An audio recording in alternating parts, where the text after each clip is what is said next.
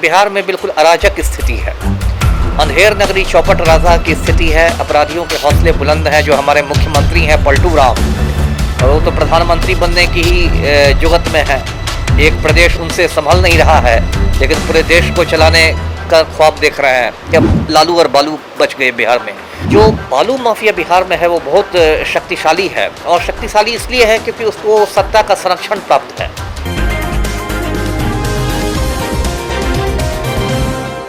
बिहार में महागठबंधन की सरकार है। लगातार लॉ एंड ऑर्डर को लेकर बिहार के मुख्यमंत्री समीक्षा बैठक कर रहे हैं, लेकिन कहीं ना कहीं बिहार के मुख्यमंत्री नीतीश कुमार के समीक्षा बैठक करने के बावजूद लॉ एंड ऑर्डर को लेकर बिहार में सवाल खड़ा हो रहा है। लगातार विपक्ष भी सवाल खड़ा कर रहा है। वहीं बेटा में बीते दिनों जिस तरीके से गोलीबारी की घटना सामने निकल के आई, उस पर आज चर्चा करेंगे। हमारे साथ बात करने के लिए बिहार के पूर्व IPS अमिताभ कुमार दास सर हैं। सर, क्या कुछ कहिएगा? लगातार बिहार के लॉ एंड ऑर्डर को लेकर सवाल खड़ा हो। देखिए, मैं तो कई बार बता चुका हूँ आपके चैनल पर पहले भी कि बिहार में बिल्कुल अराजक स्थिति है। अंधेर नगरी चौपट राजा की स्थिति है। अपराधियों के हौसले बुलंद हैं। जो हमारे मुख्यमंत्री हैं पलटू राम, और वो तो प्रधानमंत्री बनने की ही जुगत में है। एक प्रदेश उनसे संभल नहीं रहा है, लेकिन पूरे देश को चलाने का ख्वाब देख रहे हैं। तो स्थिति तो बहुत ख़राब है। और जो बिहटा की आपने बात की, वहाँ तो देखिए ये बालू माफिया में का आपस में जो वर्चस्व की लड़ाई हो रही है। अब ये लोग एक दूसरे की हत्या करके वहाँ लाश फेंक रहे हैं नदी में। कुछ लाशें फूल के ऊपर आई हैं, 2-3 लाशें निकली हैं, कुछ लाशें अंदर चली गई, फिर कहीं तैर के पहुँच चुकी होंगी। तो स्थिति बहुत ख़राब है। देखिए, जब झारखंड बना था सन 2000 में, तो बिहार में एक मजाक चलता था कि अब बिहार में बस 2 चीज़ें बच गई, लालू और बालू। लोग मजाक में कहते थे कि अब लालू और बालू बच गए बिहार में। और इस बालू को देख के देखिए, मैं खुद लखीसराय ज़िले का SP रह चुका हूँ, और मैंने वहाँ बालू माफिया से काफ़ी लोहा लिया है, काफ़ी मुकाबला किया है। जो बालू माफिया बिहार में है वो बहुत शक्तिशाली है, और शक्तिशाली इसलिए है क्योंकि उसको सत्ता का संरक्षण प्राप्त है। अलग अलग जगह पर होता है। जैसे आपको लखीसराय में कीउल नदी का बालू निकाला जाता है, उसकी तस्करी होती है। आप भोजपुर ज़िले चले जाइए तो वहाँ सोन नदी के बालू की तस्करी हो रही है।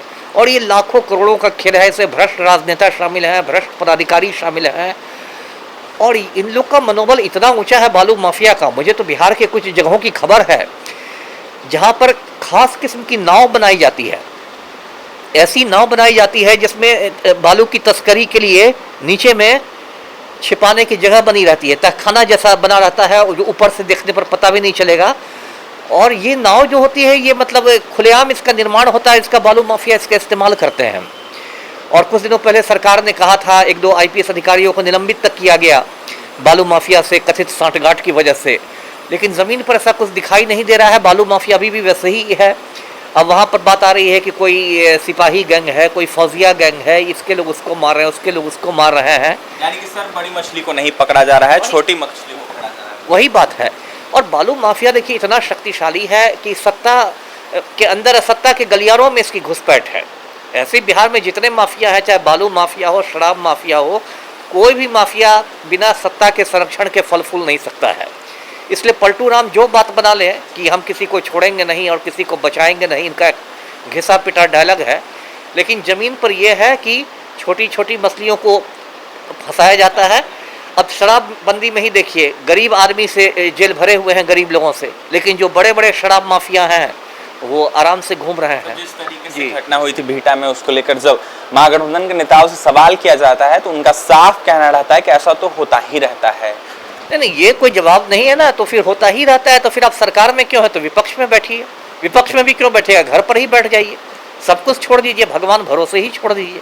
ये कोई जवाब नहीं ना है। यदि आप सरकार चला रहे हैं, आप सत्ता में हैं, तो ये तो आपका दायित्व है कि आप माफिया पर अंकुश लगाए। होता रहता है, ये तो बहुत गैर जिम्मेदाराना बयान है। सर, बिहार में इन्वेस्टर मीट हुआ था बीते दिनों, तमाम आला अधिकारी भी मौजूद थे, बिहार के DGP भी मौजूद थे, वहीं देखा जाए तो बिहार के मुख्यमंत्री भी मौजूद थे। वहीं इन्वेस्टर लोग को यह कहा जा रहा था बिहार के मुख्यमंत्री नीतीश कुमार की तरफ से कि बिहार आप आइए, कोई भी दिक्कत नहीं होगा, डरिए मत, बिहार में कोई महाजंगल राज नहीं है, आप आइए, आराम से निवेश कीजिए, यहाँ पे हम आपके साथ हैं और यहाँ के पुलिस प्रशासन पदाधिकारी भी आपके साथ। नहीं, ये तो देखिए कहने की बात है ना। लेकिन क्या कोई इन्वेस्टर जो कि करोड़ों करोड़ रुपए निवेश करेगा आपके यहाँ, क्या इसलिए निवेश करेगा कि जिस दिन उसने अपना यहाँ पर फैक्ट्री खोली, अगले रोज से उसको रंगदारी टैक्स के लिए फ़ोन आने लगेंगे? बिहार में इतने सारे माफिया है और उनको सत्ता संरक्षण है। एक मंत्री बैठी हुई हैं बिहार सरकार में, मैंने बार बार उनका नाम लिया, श्रीमती लेसी सिंह, बाकायदा अपना गिरोह चलाती हैं पूर्णिया जिले में। तो यहाँ माफिया की सरकार चल रही है और आप इन्वेस्टर्स का कैसे विश्वास जीत सकते हैं और कैसे उनको कह सकते हैं? कोई भी इन्वेस्टर इतना मूर्ख तो नहीं है कि वो करोड़ों रुपए आपके सूबा में लगाएगा और वो उसके पैसे डूब जाएंगे। वो तो दूसरे जो शांतिपूर्ण राज्य हैं उसकी खोज करेगा। वो उड़ीसा में क्यों नहीं जाएगा जहाँ ज़्यादा शांति है, जो आपके बिहार में लगाएगा? तो इसलिए इस पर सबको सोचना चाहिए कि कहाँ जा रहा है बिहार। जी बिल्कुल, बिहार में महागठबंधन की सरकार है और कहीं ना कहीं अराजकता है। बालू माफियाओं को सरकार का संरक्षण मिला हुआ है। लगातार बिहार में घटनाएं हो रही है, लगातार जो है सामने बातें निकल के आ रही है। तमाम बातें अमिताभ कुमार दास सर कह रहे थे, पूर्व IPS है और कहीं ना कहीं बड़े अधिकारी भी रह चुके हैं, SP भी तमाम जगह के रह चुके हैं। वहीं क्या कुछ करते आपने सुना है। लगातार सरकार तो दावे कर रही लेकिन दावा फेल है।